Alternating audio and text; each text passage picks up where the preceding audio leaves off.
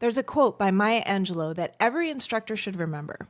People will forget what you said, people will forget what you did, but people will never forget how you made them feel.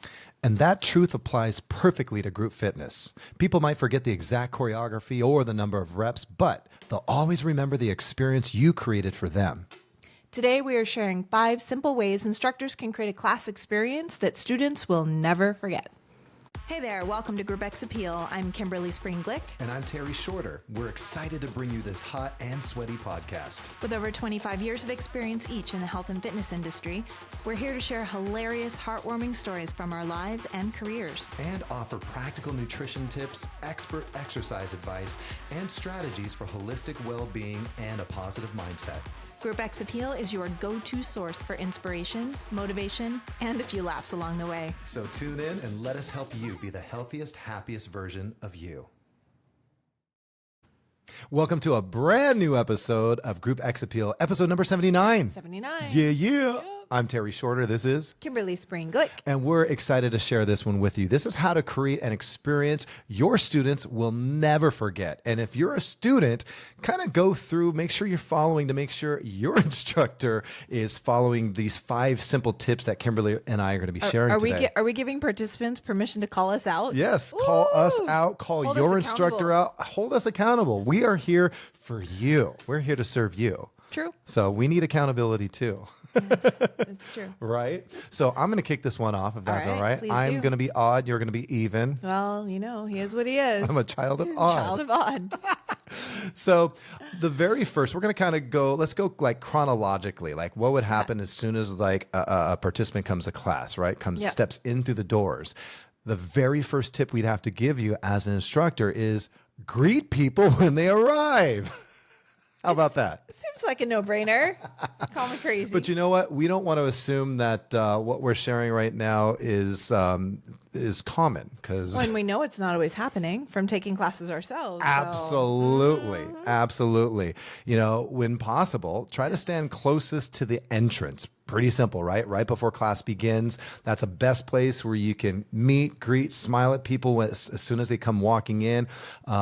Use their names. Yes. If you can. Yes. That is super helpful. People, it's just endearing when you can connect with people by just sharing their name. It's like one of the things that most people love hearing is their names, right? So call them by their name, and even something simple that you can possibly say, like, for example, I'm really glad you're here today. I'm glad you made it. Thanks for taking time out of your day to join all of us and share your energy, right? Something like any of those will do. Yeah, absolutely. What do you say? Honestly, that first one, I just taught this morning, and I must have said it half a dozen times. I'm really glad you're here today. Right. And it's all, you got to be authentic with it. Right. But every person that walks in that room, are we glad they're there? Yeah. So why not let them know we're glad they're there? Absolutely. It makes them feel good. Maybe a compliment. You know, compliments go a long way as well. Oh my gosh, I love your shoes. I love your outfit. I love how you're wearing your hair. I don't know, just something that you enjoy, appreciate, or love about, you know, their energy, how they look, whatever the case is. Just share that. And that moment of connection, literally, it immediately sets a positive tone and makes someone feel seen. It makes them feel valued. Yeah. And really, this all happens before the music turns on and the workout even starts. Yeah. Right? So why not? Why not? I know. It's like can't hurt, might help. Right. It's just one of those no-brainers for sure. So this is just, you may already be doing it by all means, but check in with yourself and challenge yourself each time you teach. And another thing to challenge yourself each time you teach would be second on our list, and that is to be fully present. Oh, so don't be elsewhere. Yeah. Well, you know, it's interesting because what we know to be true about the brain is that it is designed to help us do things on autopilot. It helps save energy. Right. And so the brain will do things on autopilot. It's how we end up driving home and we can't remember the last 2 miles we drove because we just did it on autopilot. So it's not an awful thing.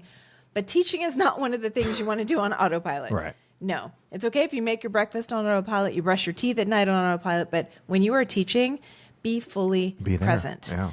You want to make sure you're so in the moment that you're able to coach based on what's happening in the room. Right then and there. Often, especially newer teachers, but I would say those that have been around for a while even, will have like a script Yeah. They'll either have notes that they bring with them or a script in their mind, and they teach to that, whether it be the exact number of repetitions or the exact choreography, the exact flow, and they leave no room for things unfolding differently than what they had planned. And don't get us wrong. It's great to have a plan. Always You got to have a plan. blueprint. Always walk in with a plan. Yeah. But But be willing to be flexible. Right. Yeah, because when you're in the moment, you want to coach based on what you're seeing in the room, not based on what you planned in your head before class. Right. Because the people showing up in the room may be different than what you thought. So you want to stay fully present, noticing what's happening in front of you so that you can see like who needs encouragement. What kind of form correction? You know, there's different types of cueing. You've got your instructional cueing, your safety cueing, your correctional cueing. And so how do you know what to cue? You don't want to just cue what you have scripted, cue based on what you're seeing. Maybe acknowledge people who are giving great effort. That's huge. And you're not going to notice that effort if you're not paying attention and being fully present in the room. And when students feel like you're in the moment with them, that you're really putting your attention, your love, your focus on them, it builds trust and it deepens the connection between you and your community. So being fully present, like people can tell. People can tell when you're in the moment and you're going through the motions, but mentally you're elsewhere. Like really. I mean, don't teach your class and at the same time be thinking about what you're going to pick up at the grocery store on the way home. Like it doesn't work. Doesn't work. People will see right through it. So be fully in the moment and give yourself and your class the gift of really enjoying everything as it unfolds. yeah, good tip. Yeah. Love it. Be present. Simple. Present. Wherever Simple, you simple. are, be all Be there. there. For sure. So the third tip we wanted to share with you is teach based on options and not necessarily levels. Oh my gosh, so huge. So what does that mean?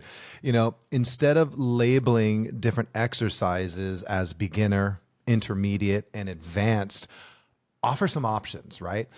What happens is this immediately reduces, it eliminates, you know, any sort of comparison and ego from the room. Because people already walking in, especially people who are new, there might be some apprehension. They might be a little bit nervous. They might feel like, oh, is this where I'm supposed to be? Right. And so every participant gets to choose what works best for their body. Yep. Right. For their fitness level, their energy for the day, and of course their goals, their overall goals, what they would like to achieve. Right. So what happens is options really empower students rather than ranking them. And don't get me wrong, everyone has like a competitive streak in them, right? But at the same time, we want, more importantly, I think we want to create a more inclusive kind of environment where everyone feels like they're not only invited, but there's a space for them and it's a safe space for them. So, And they can be successful. yeah. And what I've also noticed is if we cue like beginner, intermediate, advanced, or if we use words like, well, if you can't do it this way, do it this way. Right. Some people who are ultra competitive will push Take it to the another level. harder level or the more advanced level when they shouldn't. And that's when people get hurt. Yeah. That's when injuries happen. Yeah. They always happen when that occurs. Yeah, it's pretty crazy. So that one's a big one for me. I'm glad you brought that one up. Same. Yeah. Same.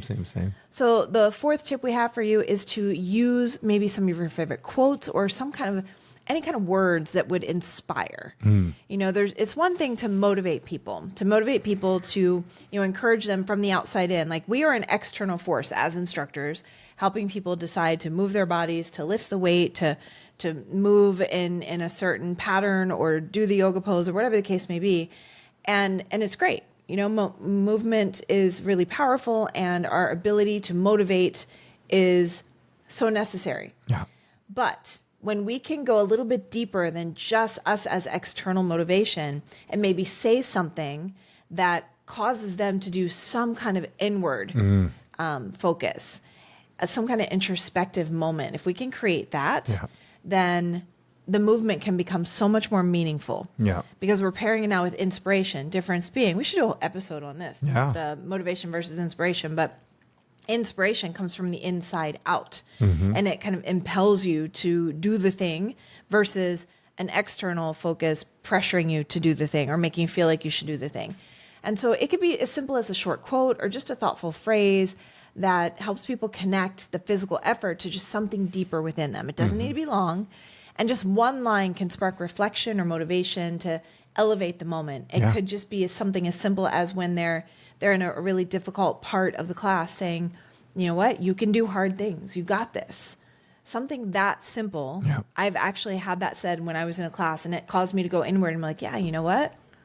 I've done hard things before, and I can do hard things again. I can do this. And it causes them from the inside out to put forth the effort. More energy, more effort. Really powerful. Absolutely. And it will make them feel the experience is different than every other instructor out there who's just motivating with woohoo and yay and the directional cues and such. Not that there's anything wrong with that. We need that too. Yeah, gotta have it. I do that all the time. We all do. But when we can go a little deeper, like one of my favorites is this is a little external because it's a visualization, but in cycle, when we're doing a breakaway, it's like we're on a hill. Yeah. I encourage them to imagine someone at the top of the hill that needs them. It's the person in their life that they love the most. That they love the most, that is most important to them, and they need them to get there as quickly as possible. Yeah.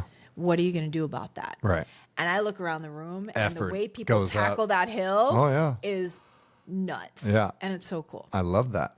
Yeah. A simple idea, a simple line. I love themes, like especially in yoga. It's a great opportunity, but it doesn't only have to be yoga, by the way. Definitely. And a lot of times I'll base themes on, I love national days. I love to celebrate certain days. What? Today happens to be National Flapjack Day. He probably knows when it's like National Polka Dot Sock Day. That's next Tuesday. Yes. So what today is Flapjack Day? It's Flapjack Not Day. pancake. Not pancakes. Flapjack. Flapjacks. Okay. Totally different. We'll do an episode on that. So We should do an episode on all the national days. we should. You know what else he knows, which I was upset that I forgot to ask him about? Uh-oh. He knows all the places you can go on your birthday to get free stuff. Oh my gosh. Yes. I keep a running list, and there's still I a got couple my free places. Starbucks, but that was it. Yeah. Well, that's good. You can still Okay. get some stuff. It doesn't have to necessarily be on the exact day. Oh, okay. Yeah. So Noted. they give you about 7 days or so at a lot of places. So No, yeah. we digress. Yeah. So themes are great too, to have, a theme for the entire class. That way you have a focal point, you have something that, just kind of, again, it's creating that experience that really set you apart from any other classes that folks go to. Yeah. So, and then once you've created that experience, right? Once you've created that, that inspiration that Kimberly just shared, the last thing is number 5, thank people when they leave. Novel. How about that? Yeah. Right? So yeah, it's what's simple to do is simple not to do. You've heard the saying, right? Thank people before they leave. It's the final moment of class. It often becomes the lasting impression. People will remember the first thing that you said. They'll remember the last thing that you said. And So the middle's a blur. the middle's a big old blur, especially if they're sweating and, trying to find oxygen in the room. So it really does leave a lasting impression. And when possible, again, stand near the door where they walked in, right, before they leave, and acknowledge their effort, right? Tell them, great job today. Simple stuff. You worked really hard today. I appreciate your energy. It was contagious today. Other people were feeling it.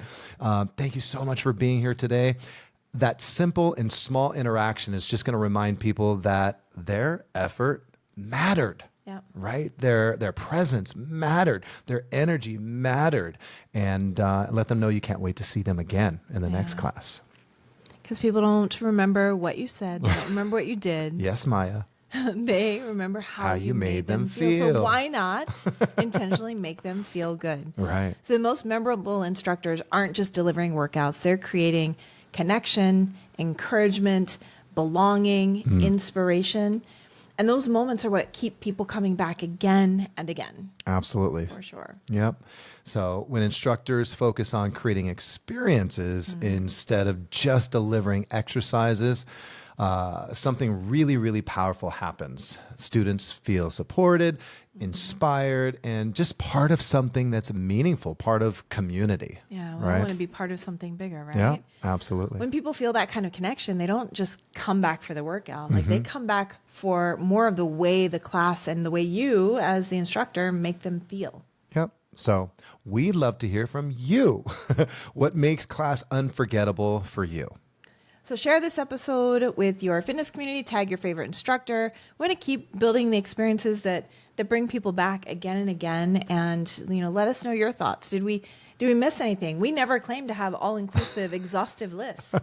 So keep sharing with us and sharing us with others. We so appreciate your support. For sure. And if there's an instructor that's hitting all these 5 different tips that we shared, give them a shout out. Let us know who they are, where they're located, what they're teaching, and why you love the experience that they create for you. Yeah, maybe we'll interview them. Oh, that'd be cool. Would love that. So with that being said, thank you so much for joining us today. I'm Terry Shorter. I'm Kimberly Spreen-Glick. And always, we wish you a great day. And why? Because it is a great day to have. Yes, it is. Peace Much out. love.